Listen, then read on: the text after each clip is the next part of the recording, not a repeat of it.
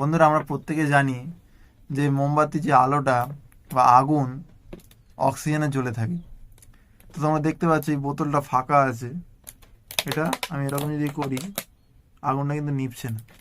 কিন্তু আমরা এটাও জানি যে কার্বন ডাই অক্সাইড যদি আগুনের কাছে দেওয়া হয় আগুন নিভে যায়।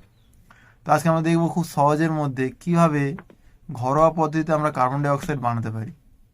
চলো আমরা দেখে নিই। এই জন্য প্রথমে যে আমরা উপাদানটা নেব সেটা হচ্ছে খাবার সোডা এবং তো ভিনিগারটা আমরা নিয়ে নেব। তো আমরা দেখব কীভাবে আমরা খুব সহজের মধ্যে কার্বন ডাই অক্সাইড ঘরোয়া পদ্ধতিতে আমরা বানাতে পারি। প্রথমে আমরা এই বোতলের মধ্যে খাবার সোডা ভরে নেব।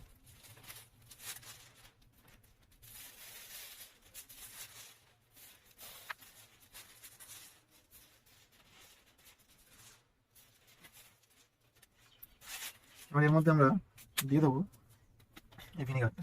A few moments later.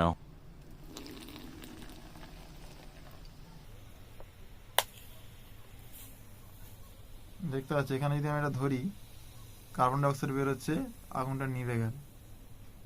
বিষয়টা দেখলে কীভাবে আমরা কার্বন ডাই অক্সাইড বানাতে পারি। এর ভেতরে এখন কার্বন ডাই অক্সাইড গ্যাস আছে।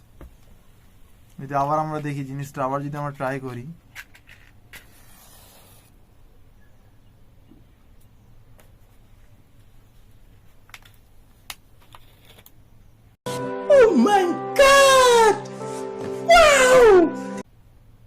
নিভে গেল। আবার একবার জ্বালাই দেখি হয় কিনা।